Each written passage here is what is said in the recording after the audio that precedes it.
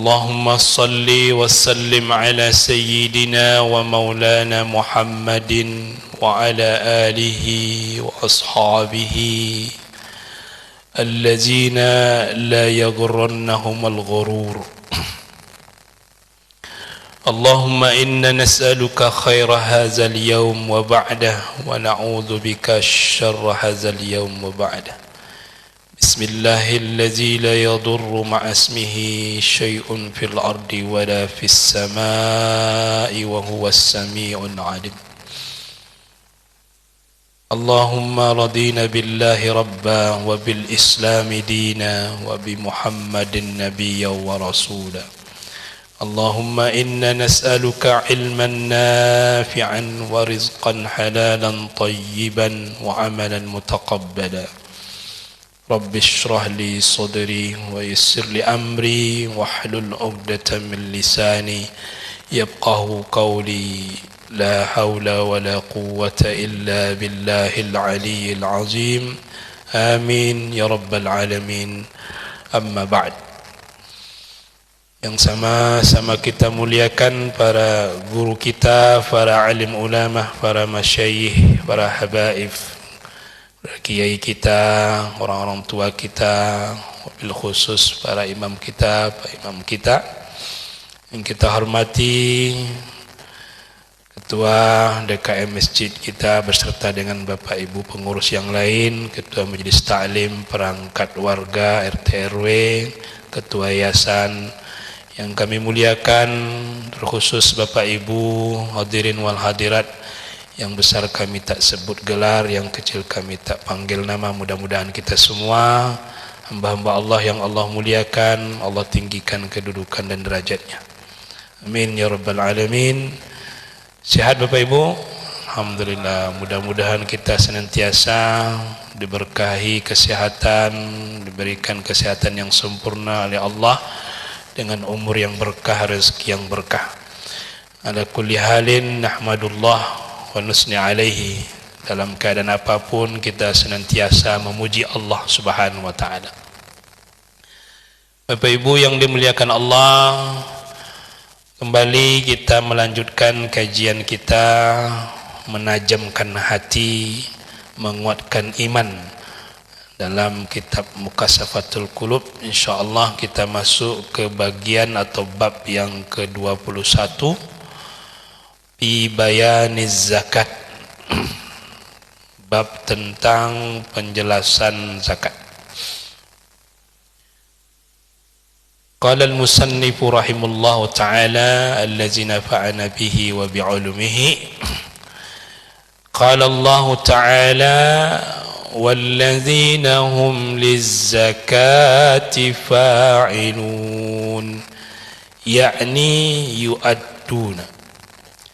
وعن أبي هريرة رضي الله عنه قال قال رسول الله صلى الله عليه وسلم ما من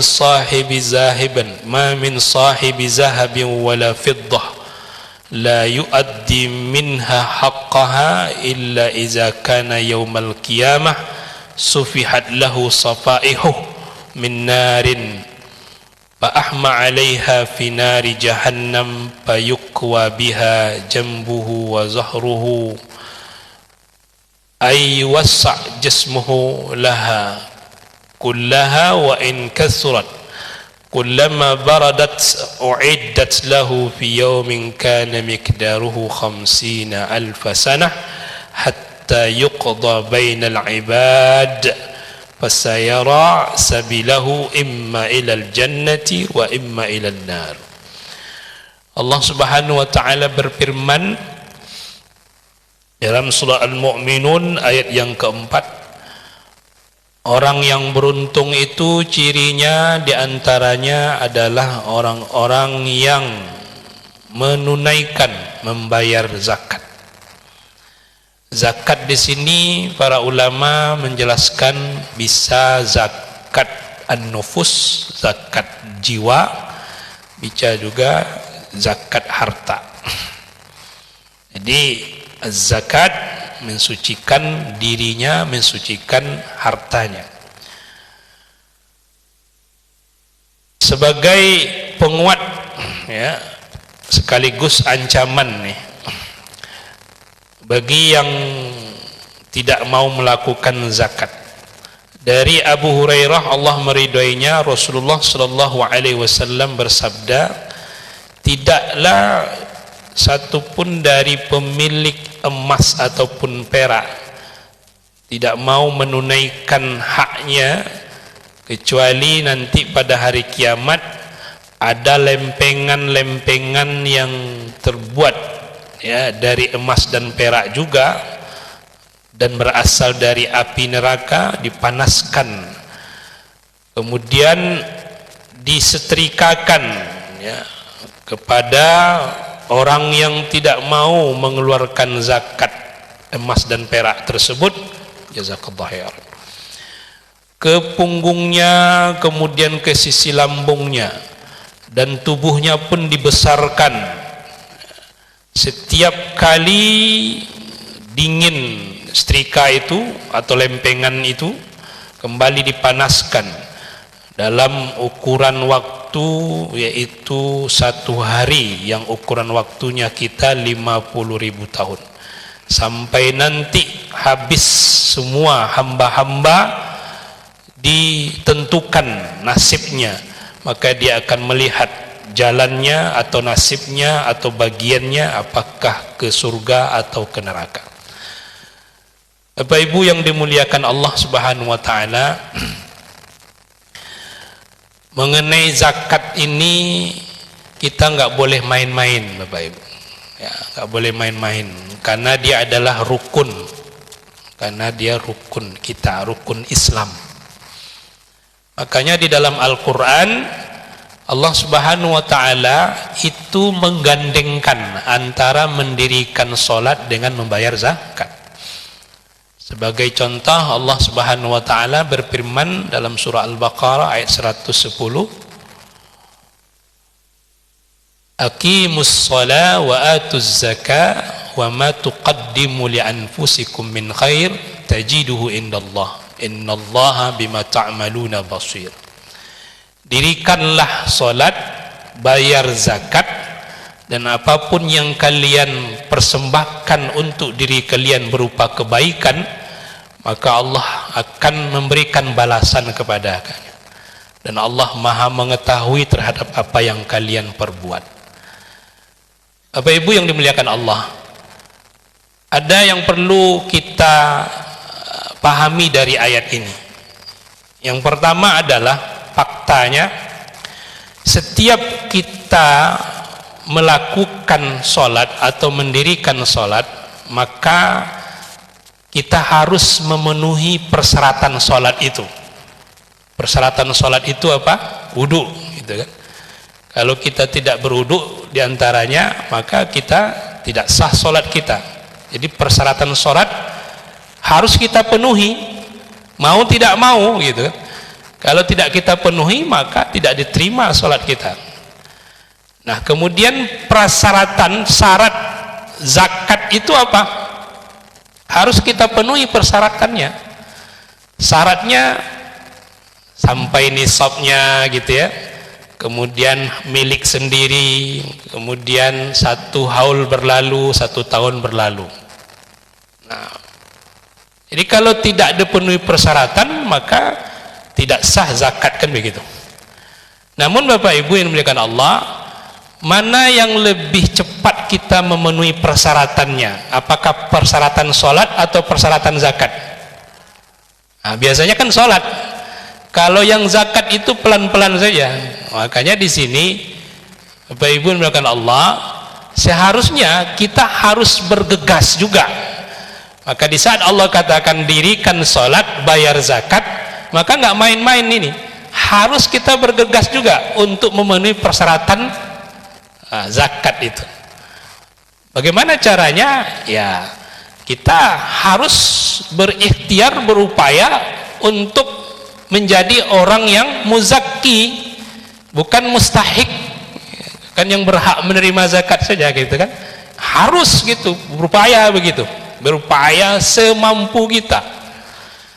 Jadi kalau istilahnya boleh jadi orang kaya, jadi orang kaya gitu, biar bisa menjadi muzaki.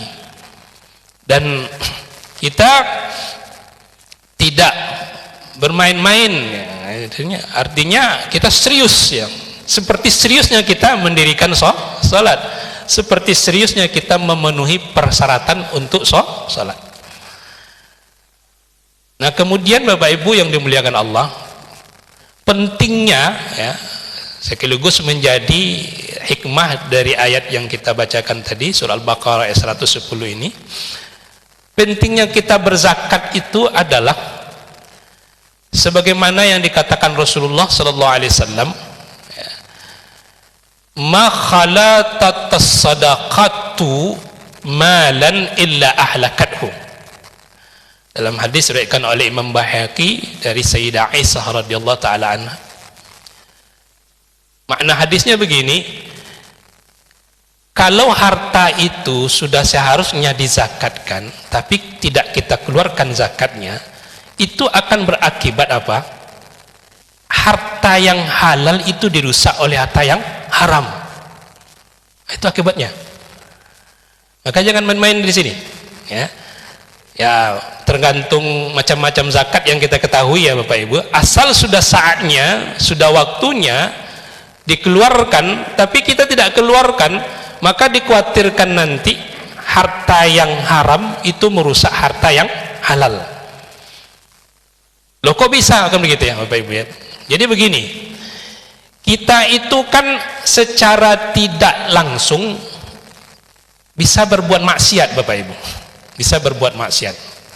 Mohon maaf ya, kalau mungkin ada pedagang gitu ya, dia berdagang ya sifatnya alat-alat pertanian, ada cangkul di situ, ada parang ya, atau mungkin untuk alat masak di situ ada juga pisau dapur, pisau apa. Nah, ketika ada orang membeli, kita kan nggak tahu apa tujuan orang membeli itu. Pandangan kita kan baik saja, bahwa yang membeli itu adalah mungkin urusan untuk nyangkul sawah, untuk ini. Kita nggak tahu, nggak taunya nanti ada begal yang beli di warung kita gitu kan. Dia beli apa? Beli parang. Tujuan parang untuk apa? Ya orang begal ya pasti ingin bunuh orang kan gitu kan. Kita nggak tahu itu. Nah, itu contoh ya. Atau kita driver taksi gitu kan. Kita tujuan taksi apa? Untuk menafkahi istri anak kita, keluarga kita itu kan. Tapi nggak tahu. Kenapa? Di saat nanti ada penumpang, apalagi taksi online gitu kan, ada penumpang nggak taunya pergi kemana penumpang itu, mau diantarkan kemana? Maksiat gitu kan, kemana?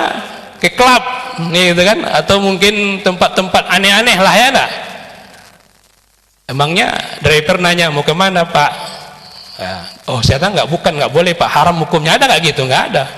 Pasti bawa aja gitu kan, bawa, pokoknya yang penting bisa dapat hari ini untuk nakah anak istri kan begitu. Kita nggak tahu Bapak Ibu, semuanya itu secara tidak langsung, walaupun tidak langsung berbuat maksiat, tidak langsung kita banyak berbuat maksiat gitu. Maka solusinya apa? Solusinya zakat itu, sedekah itu solusinya. Sedekah itulah yang membuat nanti harta kita itu yang tadinya mungkin kita tidak ketahui bisa saja banyak yang haram-haram, itu bisa mungkin direduksi sama dia gitu. Nah bahayanya kalau tidak kita keluarkan, semua harta kita bisa haram semua gitu, hancur oleh harta yang tadi, pendapatan kita yang ya subhat lah, atau apalagi yang haram tadi. Maka ini sangat-sangat peran penting sekali, sangat berperan penting sekali zakat itu. Oleh karena itu Allah Subhanahu wa taala menggandengkannya dengan sholat. Di mana-mana itu banyak ayat itu, tak lepas dirikan sholat, bayar zakat. Jadi kalau kita urutan ya, kalau sholat itu ibadah badaniyah, hubungannya dengan Allah Subhanahu wa taala, maka zakat itu ibadah maliyah, tu'allifu bainal musirina wal mu'sirin kan begitu kan, menjinakkan hati, menyatukan hati orang-orang di antara si mampu dengan yang tidak mampu gitu. antara kita mengikat kekeluargaan kita gitu. Nah ini kalau kita bayar zakat. Nah kalau kita mungkin belum sampai saatnya bayar zakat karena belum sampai nisab harta kita, ya sedekah gitu, infak gitu. Nah itu karena sedekah itu kan bisa artinya zakat, bisa artinya sedekah biasa. Jadi harta kalau sudah saatnya untuk dizakati atau sudah saatnya untuk bersedekah, kita tidak bersedekah, dikhawatirkan apa? Harta yang halal itu dirusak oleh harta yang haram. Itu bisa terjadi. Yang kedua, bisa saja kita mendapatkan mungkin ya kesehatan kita. Nah, kesehatan kita yang seharusnya kita keluarkan 2,5% gitu ya. Nah, bisa saja keluarnya 10 juta, 30 juta, 40 juta, 50 juta, betul atau tidak? Masuk rumah sakit ya kan? Nggak kuat BPJS. Nah, harus bayar sendiri. Yang harusnya keluar 2,5%, nggak taunya keluar berapa? Nah, berpuluhan juta. Nah, bisa saja Bapak Ibu. Maka oleh karena itu zakat ini atau sedekah itu tidak ada yang sia-sia itu. Karena ini perintah Allah, karena itu anjuran Rasulullah berkaitan dengan sedekah, maka berkaitan dengan zakat itu perintah bagi yang sudah saatnya untuk berzakat. Maka Allah katakan lizzakati fa'ilun, mereka konsisten dalam berzakat, menunaikannya. Karena mereka tahu orang yang sudah saatnya berzakat tidak mau mengeluarkan zakat, maka itu termasuk orang yang namanya yaknizun. Mereka menyimpan-nyimpan saja kan, begitu kan? Dia tidak mau mengeluarkan berarti menyimpan. Nah, harta yang disimpan tidak dikeluarkan, risikonya ada. Itu apa? Nah, disetrikakan nanti di hari kiamat. Jadi harta itu emas dan perak. Kalau sekarang kan yang menjadi acuan referensi kita kan emas dan perak gitu kan. Kalau emas itu berapa gram? 85 gram, 20 dinar ya. Karena emas itu, kalau dinar itu emas ya. Tapi kalau perak itu dirham ya. Kalau dirham itu 200 dirham. Kalau digramkan itu sekitar 595 gram perak kan begitu kan. Nah itu. Jadi Bapak Ibu kalau simpan dua ini atau yang kita kiaskan kepada dua ini, harta yang sudah saatnya untuk dizakat, maka itu disebut dengan yaknizun. Itu kan. Tidaklah si pemilik emas dan perak dia simpan saja tapi tidak dikeluarkan. Maka kata Rasulullah, dan bahkan dalam Al-Quran juga disebutkan dalam surah At-Taubah ayat 34-35 itu kan, itu disetrikakan nanti di hari kiamat. Dingin setrikanya dipanaskan lagi gitu kan. Nah begitu terus. Dan setrikanya itu kan setelan kita kan, kalau setrika itu kan bisa apa? Bisa setengah panasnya ya kan, bisa kecil tergantung bajunya Bu ya. Kalau bajunya mamanya agak halus, nanti kalau panas sekali bisa apa? Robek. Kalau ini tidak, putar habis itu. Nah, putar habis. Jadi full gaspol gitu kan. Nah, nanti dingin lagi, panaskan lagi begitu. Nah, yang disetrika itu apa saja? Lambung, punggung. Allah subhanallah, na'udzubillah. Dan Bapak Ibu jangan menganggap setrikanya sekali. Betul, sekali sehari itu berapa ukurannya? Nah, 1000 tahun atau 50.000 tahun begitu kan dalam beberapa riwayat. Jadi jangan main-main dengan zakat. Kalau kita sudah saatnya keluarkan. Nah, yaknizun itu kan artinya yang tidak mengeluarkan, yang nyimpan. Kalau yang makai bagaimana? Ibu-ibu ya, emasnya sudah sampai berapa gram? 2 kilo. Luar biasa 2 kilo, berat kali itu Pak. Itu nggak kelihatan lagi emasnya, harus dimonjolkan semua ya. Nah, 85 gram emas di tubuh, gelangnya lah berapa gram, ini gram, jadi totalitas berapa? 85. Tapi dipakai bukan disimpan. Keluar nggak zakatnya itu? Hah? Tidak. Kalau ibu-ibu kata ibu-ibu tidak. Cari aman saja ya. Tidak. Maka Bapak Ibu melihat Allah ya. Dalam fikih kita ketahui bahwasanya tidak wajib keluar. Tidak wajib keluar karena dipakai. Tapi kan kita nggak tahu dalam mengeluarkan zakat itu kan yang pertama kita karena harta tersebut diniatkan untuk diperjualbelikan, itu kan. Yang kedua disimpan, nah, gitu kan. Yang ketiga dipakai. Yang dua ini wajib zakat nih, ya kan? Yaitu kalau ada niat untuk dijual belikan, investasi. Yang kedua disimpan, ini wajib zakat. Yang ketiga tidak wajib kalau dipakai. Oke, ibu-ibu 85 gram emasnya, niatnya disimpan, dijual perjualbelikan atau dipakai? Dipakai, tapi suatu saat nanti dijual belikan, gitu kan. Jadi ada bercampur niat antara dipakai dengan makanya untuk hati-hati ibu, keluarkan juga zakatnya, itu kan. Tapi kalau memang untuk dipakai terus, emang dipakai terus,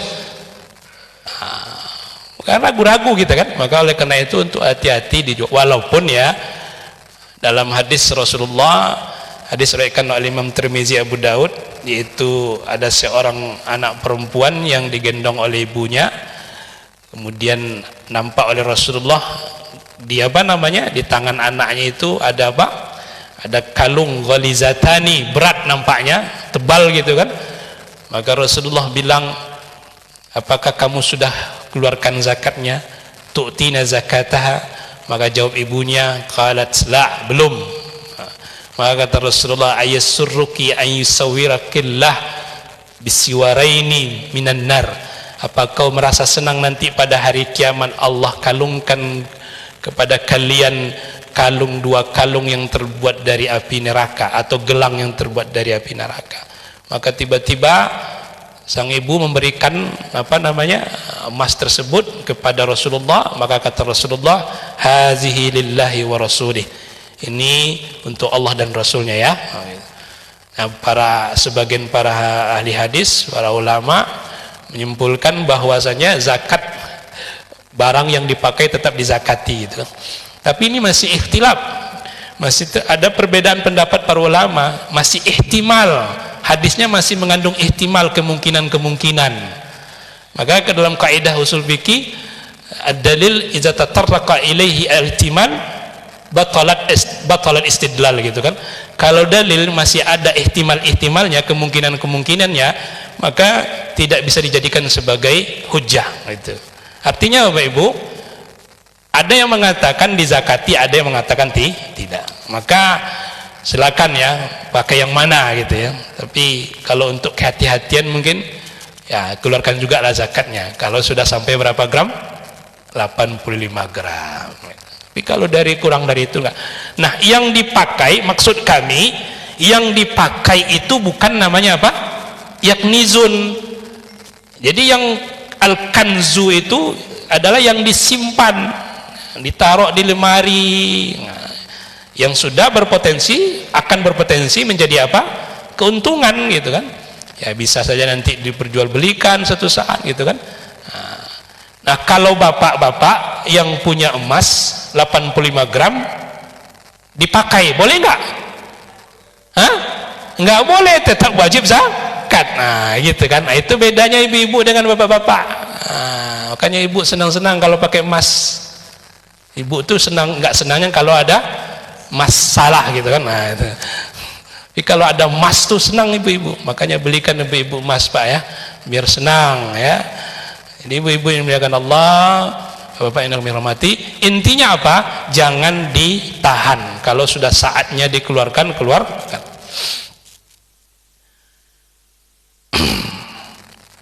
Nah, kemudian zakat itu kan tujuannya harta itu kan agar tidak hanya untuk kita. Jadi kita berbagilah dengan orang-orang yang tidak mampu atau dengan saudara-saudara kita. Qala Rasulullah sallallahu alaihi wasallam, wailun lil aghniya'i 'anil fuqara'i yaumal qiyamah yaquluna zalamuna huquqana allati furidat alaihim. Rasulullah SAW bersabda, celakalah. Wail itu bisa artinya celakalah, atau bisa juga artinya lembah wail gitu. Bagi siapa?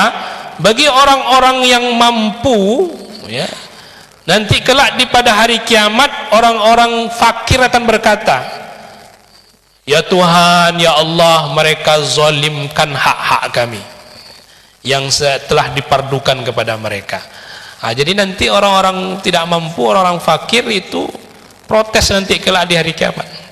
Urusan harta, kenapa kau tak makan? Ini ada sebelah tak peduli sama kami. Begitu.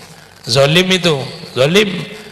Makanya dengan zakat, dengan sedekah itu termasuk kepedulian kita kepada yang tidak mampu. Allah Subhanahu wa taala berfirman, wa izzati wa jalali la udiyannakum wa la ubaidannahum. Thumma tala Rasulullah sallallahu alaihi wasallam, wallazina fi amwalihim haqqum ma'lum wal sa'il wal mahrum.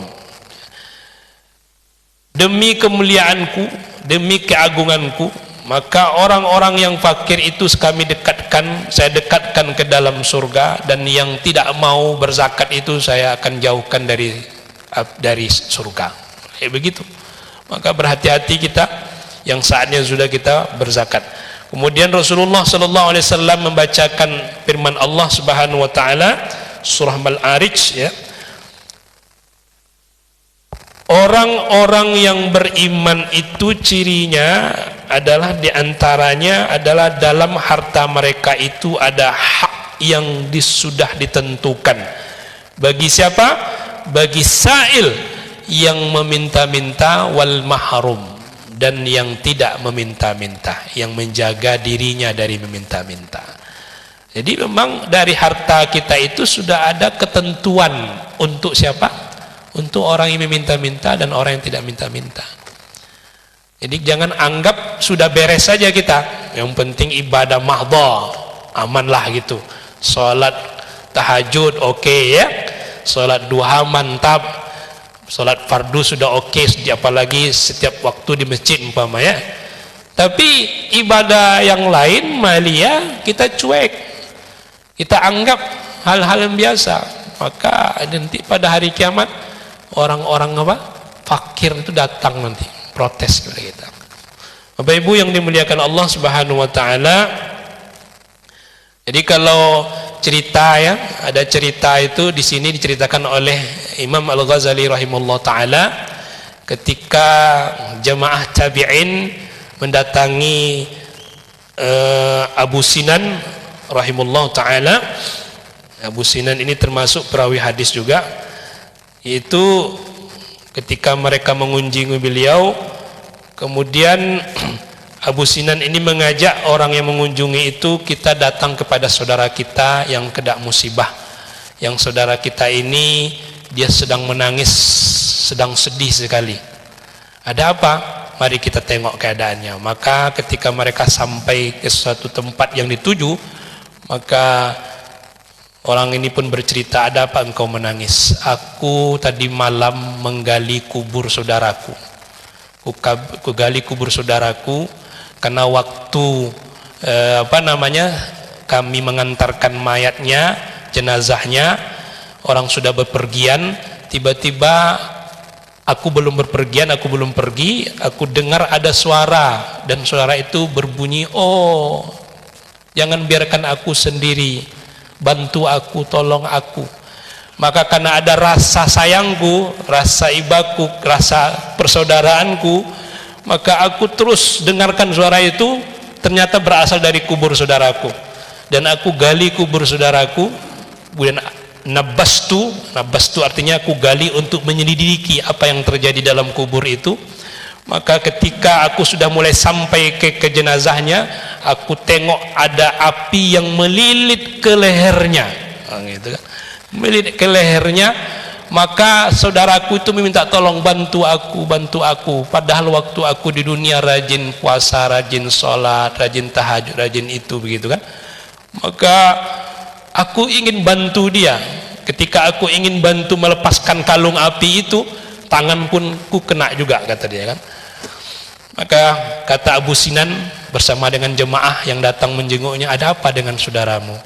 Maka dijawab, saudaraku itu tak bayar zakat. Nah, itu.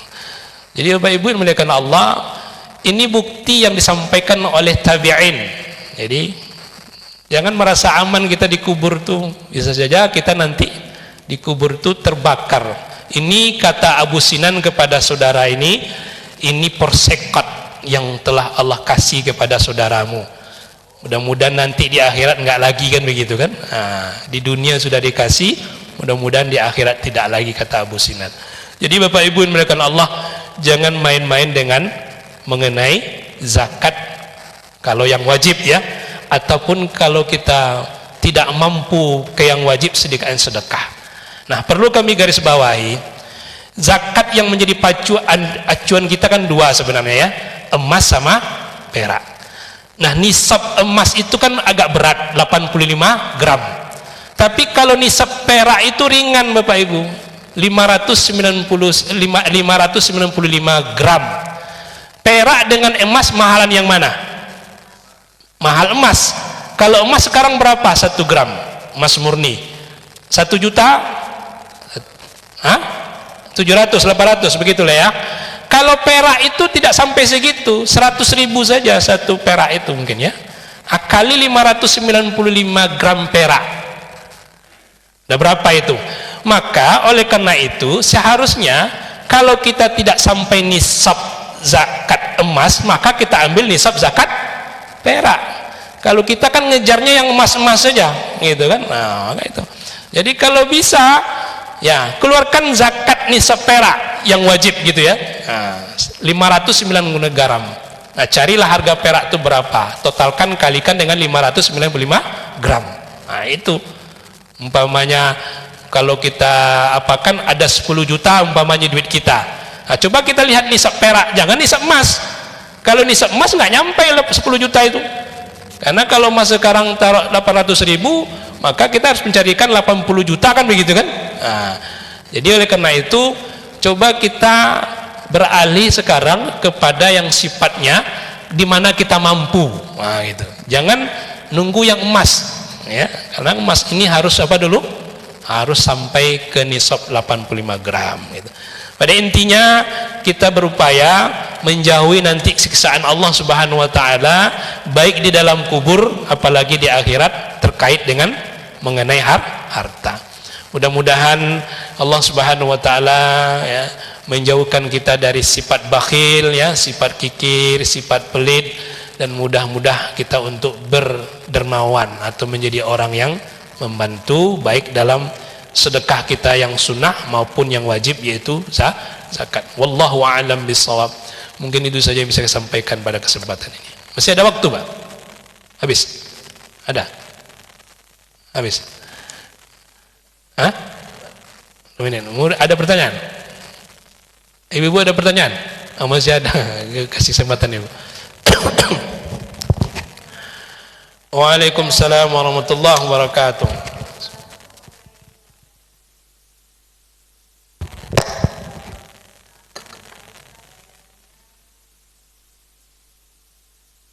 Oh. Ya. Zakat itu syarat wajibnya dulu kita harus penuhi. Yang pertama milik sempurna. Yang kedua sampai nisab. Yang ketiga berlalu 1 tahun. Nah, kalau sudah berlalu 1 tahun semua ini, kalau membayarnya nyicil ya nggak apa-apa. Ta'jiluz zakat tuh nggak apa-apa. Tapi yang jelas harus dulu persyaratan ini dipenuhi. Nah, ini sudah dipastikan dalam 1 tahun itu sudah sampai nisabnya berapa? 85 gram gitu kan. Kalau emas atau kalau perak tadi berapa? 595 gram kan begitu kan.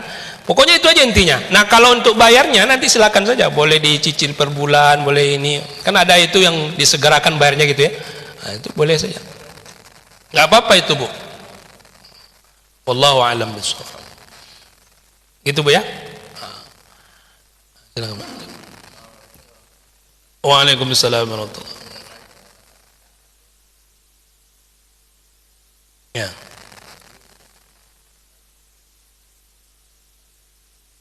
Ya, mempergerak.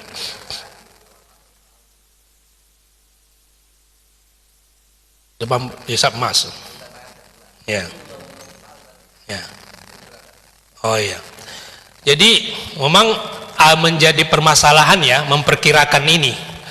Dikhawatirkan nanti ketika belum sampai 1 tahun sudah kurang dari emas itu. Makanya memang harus kita yakinkan, karena al-yakin la yuzal bisyak itu ya.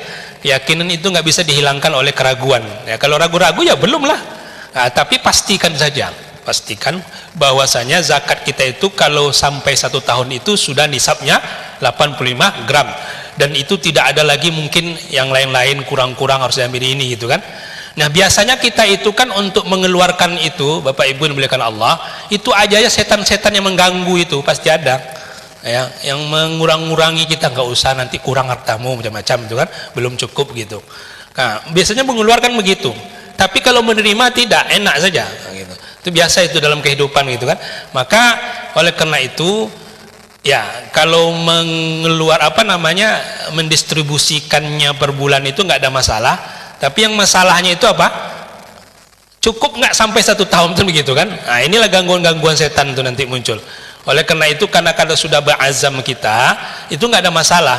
Kita yakinkan bahwasanya 1 tahun itu bisa zakat kita pas 85 gram atau bisa melebihi nisab. Nah, itu nggak masalah sebenarnya. Walaupun nanti pada akhirnya qadarullah gitu ya. Nah, ternyata apa? Ada yang kurang, tapi kita sudah berazam inilah yang menjadi nazar kita dengan Allah Subhanahu wa taala gitu. Nah, memang sebaiknya bayar zakat itu kan setelah haulnya datang kan begitu kan. Nah, tapi kan sekarang ini ada orang bayar zakatnya per bulan, zakat apa namanya? Profesi ya. Nah, itu ya, begitu kan. Diambillah setiap bulannya gitu ya. Wallahu a'lam bishawab. Pada intinya tujuannya baik, tujuannya adalah baik. Tapi walaupun bagaimanapun, kalau bisa ya kita tunggu 1 haul ya, kemudian kita bayarkan.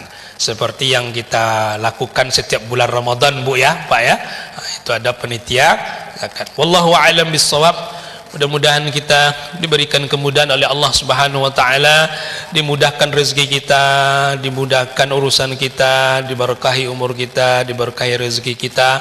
Yang sakit di antara kita Allah angkat penyakitnya, Allah sempurnakan kesehatannya.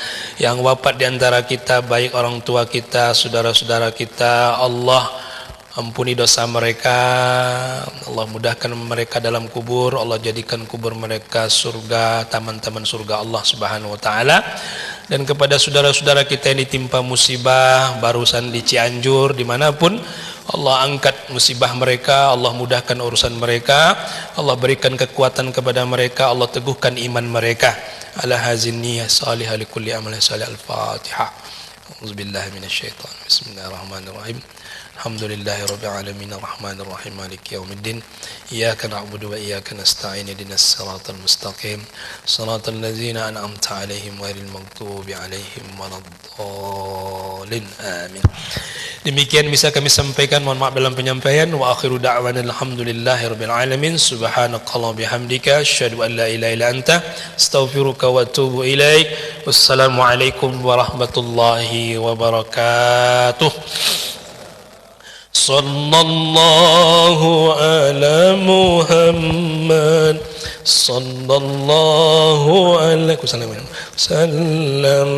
sallallahu alaihi ala Muhammad sallallahu alaihi wasallam ya Nabi sakalam alaika ya Rasul salamu alaika ya Habib jazakallah masyaallah syekhna salamu alaika ya salawatullahi alaika Allahumma salli ala sayyidina